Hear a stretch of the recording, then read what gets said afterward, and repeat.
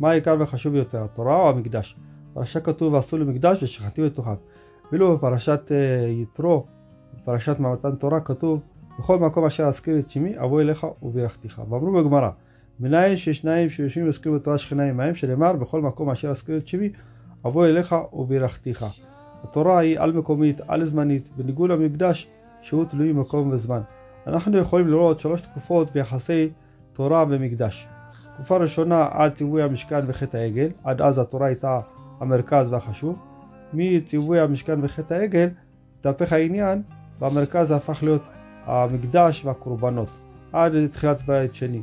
תחילת בית שני, תחילת תקופה שלישית, שהחזירו עטרה ליושנה והמרכז הפך להיות התורה. כמו שאמרו, טוב יום בחצרך מאלף. טוב יום אחד שאתה עוסק בתורה מ1000 קורבנות שיקרבו במקדש. וכן אמרו גדולה תורה יותר מן הכהונה. זאת אומרת, אנחנו רואים שבתקופה השלישית התורה חזרה להיות המרכז. מה שזה בעצם אומר לימינו שהגאולה והתלויה בהבנה ובהתעמקות בתורה ולא בבניית המקדש וחידוש הקורבנות.